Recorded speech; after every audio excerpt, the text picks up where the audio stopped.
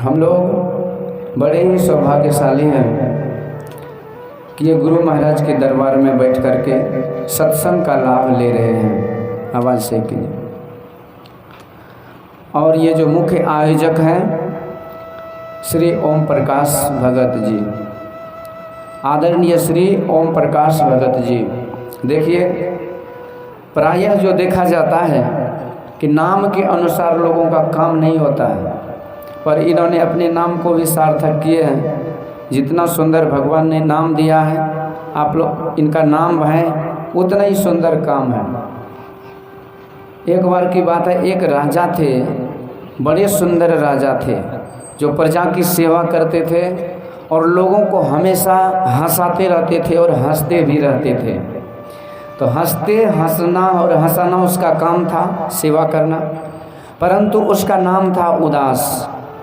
तो लोगों ने कहा, महाराज आपका नाम उदास है और आप हमेशा हंसते रहते हो, ये नाम थोड़ा अच्छा नहीं लग रहा है।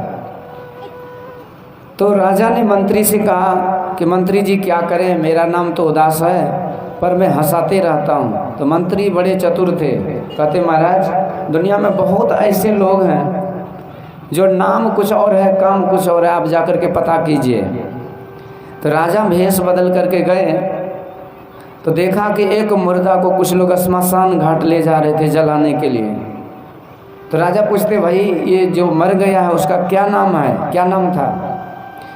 तो लोगों ने कहा इसका नाम था अमरदास। राजा को आश्चर्य लगा कि अमरदास और ये मर गया। आगे गया तो देखा एक माता जी थी, घास काट रही थी। पूछा, माता जी तुम तो गरीबी अवस्था में जीवन जी रही हो, भूखी प्यासी लग रही हो, फटे पुराने वस्त्र पहनी हुई हो, तुम्हारा नाम क्या हुआ? तो माता जी कहती, मेरी नाम है श्रीमती लक्ष्मी महारानी जी। राजा को लगा, लो ये लक्ष्मी महारानी जिसके पास सब धन संपत्ति का भंडार, दुनिया के जितने भी ऐश्वर्य है लक्ष्मी माँ के पास, वही वित्त मंत्री है, वही मालकिन है। जैसे भी निर्मला सीतारमण जी है वित्त मंत्री, तो भगवान नारायण के वित्त मंत्री ही लक्ष्मी महारानी है। और ये लक्ष्मी कौन सी है जो घास काट रही है? अब और जगह आगे राजा गए तो एक बाबा थे, बुजुर्ग थे, पर बेचारा अब शरीर से विकलांग था, विवश था, तो भीख मांग रहा था। तो पूछते हैं कि महाराज आपका नाम क्या हुआ? तो उन्होंने कहा कि मेरा नाम है धनपति। धनपति मतलब लक्ष्मीपति, धन का मालिक लक्ष्मी और उनके पति, उनके भी मालिक, यानी कि ऑनर ऑफ द ऑनर, मालिक के भी मालिक है। पर ये भीख मांग रहे कटोरा लेकर के। राजा को आश्चर्य हुआ कि मेरा ही नाम अच्छा है कि मेरा नाम उदास है।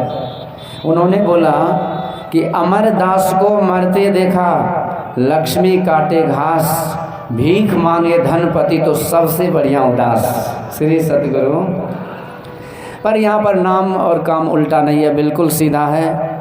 ओम प्रकाश, ओम जो है वो ईश्वर वाचक शब्द है। तस्य वाचकः प्रणवः, परमात्मा का जो वॉइस है, original voice, that word which has come from directly from the mouth of universal God.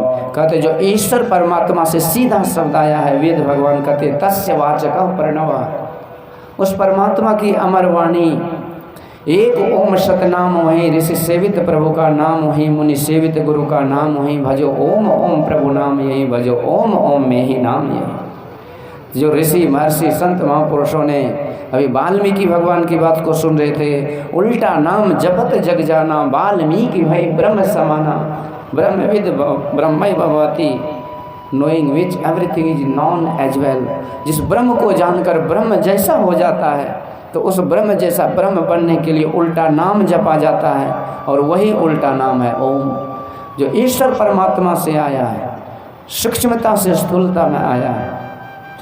यही ओम प्रकाश, और ये ज्ञान का प्रकाश है, भाव प्रकाश। ये अज्ञान अंधकार को मिटाने वाले गुरु ज्ञान सूर्य रूप, उनकी ज्योति अनूप, उर के नासे तम कूप भजो साध गुरु।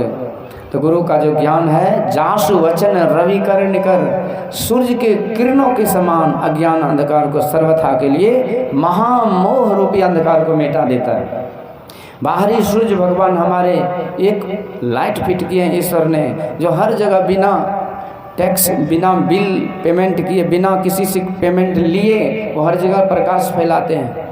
ये तो जगत के मालिक हैं दिनकर भगवान, पर उनसे भी ज़्यादा उपकार वो सदगुरु के होते हैं जो अपना ज्ञान प्रकाश फैला करके हमारे दुख को जड़ से मिटा देते हैं। क्योंकि सब दुखों का जड़ क्या है? दुख तो सब हैं, दुखी सभी हैं, सुखी कोई नहीं है। संत महापुरुष ने अपने पैथोलॉजी में लैब में जाकर के जांच किया और रिपोर्ट सबके हाथ में है। कहते तन धर सुखिया काहू न देखा, जो देखा सो दुखिया।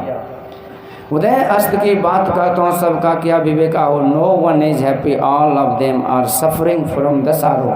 कहते कोई सुखी नहीं है। तो कहने का मतलब है कि सब दुखों का जड़ क्या है। जब तक आप होम्योपैथ के इलाज यदि कराइए तो आपको सारे लक्षण पूछे जाते हैं और डॉक्टर के पास वो नॉलेज रहता है कि जो लक्षण आपको रोग का है और उसके लिए उपयुक्त प्रॉपर मेडिसिन कौन सा है। यदि आपने सही लक्षण बतला दिया और डॉक्टर को यदि सही ज्ञान है कि इन सारे लक्षणों से मैचिंग मेडिसिन कौन होगा, अरे वो दवाई दे दिया तो छू मंतर हो जाता है, रोग का ठीक हो जाता है। तो संतों के पास वो अनुभव है, आप सारे लक्षण बतलाइए और संतों के पास वही अनुभव है कि उसके पास जो जड़ी है वो जड़ी देते हैं, वो समझ लेते हैं आपका रोग क्या है। आप 1000 तरह का रोग बतलाइए पर उसके पास नॉलेज है कि इन सारे रोगों का लक्षण बेसिकली किस रोग से आता है। तो संतों ने कहा मोह सकल व्याधिन कर मूला, अत्यहिते उपजाई बहुविधि सूला। ऐसे सूल कि एक बीमारी से एक जीव तड़पते, एक व्याधि नर बस मरई, एक व्याधि बस नर मरई, सकल असाधि बहु व्याध पीड़ई संतत जीव का सुख मिला ही समाधि। छोटे छोटे रोग में तो लोग तड़प तड़प के घुट घुट करके मरते रहते हैं, पर ये तो सब रोगों का जड़ ये मोह है। पर ऐसे रोग का जड़ जो मोह है, उस मोह रूपी तो वो मोह को ही मिटाने वाले गुरु के ज्ञान का जो प्रकाश है वो समर्थ है। बोलिए श्री सद्गुरु। तो यही है प्रकाश। तो ओम प्रकाश और ये भक्ति करते हैं और गुरु महाराज के भक्त हैं, इसीलिए इतना बड़ा दरबार लगाए। और देखिए स्वामी जी महाराज का भी का आग्रह था कि आइए, और यहाँ से भी बुलावा हुआ। तो मैं बहुत दूर में था, मतलब ये 270 किलोमीटर दूर में था, लेकिन मैं सोचा जब समय दिया गया तो जाना ही चाहिए, तो मैं वहाँ से आया। आप लोगों को पता होगा कि रामायण का सीरियल महाभारत का सीरियल चलता था जब शुरू में 88-85 के ईस्वी में।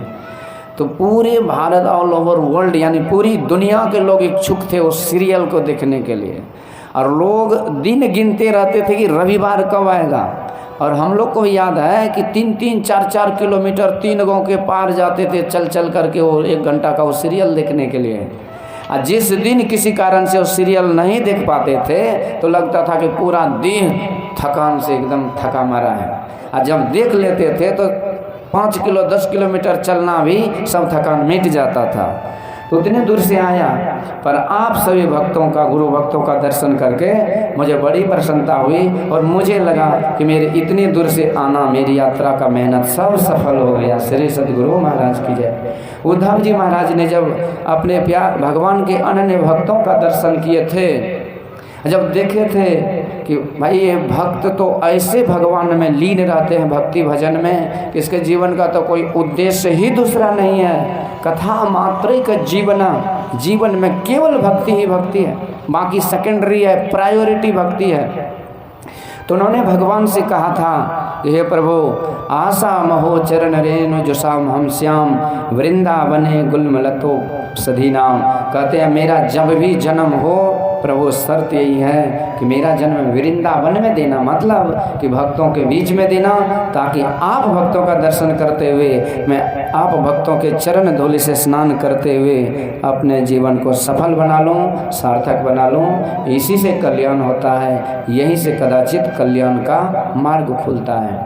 तो हम लोगों ने बहुत सारी बातों को गुरु महाराज की अमृत वाणी को सत्संग योग के माध्यम से सुन रहे थे।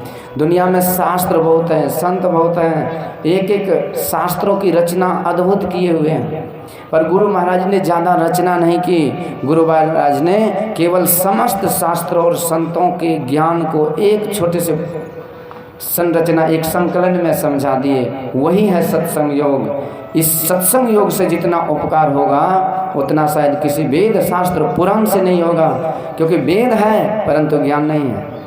वेद तो सब घर में लोग रखते थे पहले, पर इतना कर्म कांड फैला था कि क्या कहा जाए। पर आज भले वेद नहीं है, पर वेद का जो एसेंस है, वो सार है, वो हमारे पास है। वो क्या है? गुरु महाराज कहते वेद का अर्थ समझना चाहते हो तो सीधे संक्षिप्त शब्दों में समझो कि वेद का अर्थ होता है ज्ञान। वेद का अर्थ ही होता है ज्ञान। और ज्ञान का अर्थ क्या होता है? ज्ञान के बारे में भी हमारे स्वामी जी महाराज विस्तार से सुनाएंगे, पर गुरु महाराज ने एक कोड वर्ड बोले हैं ज्ञान का अर्थ। क्या है? तो ज्ञान का अर्थ होता है जानना। अब जानना किसे है? तो क्या हम लोग जानते नहीं क्या? अपने घर द्वार परिवार संसार को नहीं जानते? सबको जानते, सब पढ़े लिखे हैं, पर कहते इतना जो जाना है सब खाक दूर छाना है। ये सारा भौतिक ज्ञान है, इतना ही ज्ञान ज्ञान नहीं है। असली ज्ञान है कौन सा ज्ञान? ऋषि शिष्यों ने उपनिषद में गुरु से पूछा कि गुरुदेव बतलाइए कि ज्ञान क्या है। कौन सा ऐसा वह ज्ञान है जिस ज्ञान को जान लेने के बाद कोई भी जानना शेष नहीं रहता, कुछ भी जानना शेष नहीं रहता। क्योंकि लैंग्वेज, भाषा, कितने भाषा है? 5000 से भी ज़्यादा भाषा। आप गूगल में सर्च कीजिए, आप 2-4 भाषा पढ़ सकते हैं, पर आप विद्वान थोड़े हो गए, क्योंकि जब तक सब भाषा नहीं पढ़ेंगे तो आप पूर्ण विद्वान तो नहीं हुए। इसी तरह ज्ञान का कोई सीमा नहीं है। पर संत महापुरुष कहते हैं, जब पूछा what is the knowledge knowing which everything is known as well, वह कौन सा ज्ञान है जिसको जान लेने के बाद सब कुछ जाना जाता है? कहते दैट इज कॉल्ड द ज्ञान knowledge, that is called self knowledge. वह है आत्मज्ञान, ईश्वर परम प्रभु परमात्मा का ज्ञान। तो यही ज्ञान वेदों में है और यही गुरु महाराज ने सत्संग योग में दिए हैं। तो इसी मर्म को, रहस्य को हम लोग अभी समझेंगे, ये सत्संग की बात वार्ता को। और ये सत्संग सब कुछ बेसिक ज्ञान भी देता है, भौतिक ज्ञान भी देता है, चाल चलन रहन सहन खान पान आचार विचार सब का कला देते हुए आत्मज्ञान करा करके जीव का परम कल्याण करा देते हैं। इसलिए संत महापुरुष कहते हैं सत्संग की अत्यंत आवश्यकता है। ज्ञान उपार्जन करने में बहुत मेहनत लगता है। आप छोटे छोटे बच्चे को देखिए, अंग्रेजी मीडियम में जब उसको डाल देते हैं तो 2.5 किलो का बच्चा और 3.5 किलो का बस्ता उसके पीठ पर रहता है। कम मेहनत लगता है क्या? रट रट करके बेचारा बच्चा तो खोखला हो जाता है उसका दिमाग। पर हम लोगों को क्या लक्ष्य है कि तुम जल्दी पढ़ो बढ़ो, धन संपत्ति कमाओ, मकान दुकान बनाओ, इस पूरे गोड्डा जिला में सबसे बड़ा बनाओ। तो धन संपत्ति कमाते हैं, उसके लिए इतना मेहनत से ज्ञान उपार्जन करते हैं, परंतु वो ज्ञान आपको धन दे सकता है और ऑफकोर्स धन आपको सुख दे सकता है। देगा कि नहीं? अरे धन है तब में सारी व्यवस्था है, परंतु धन आपको शांति नहीं दे सकती है। तो अशांतस्य कुतो सुखम, कहते अशांत मन वाले कब सुखी रह सकता है।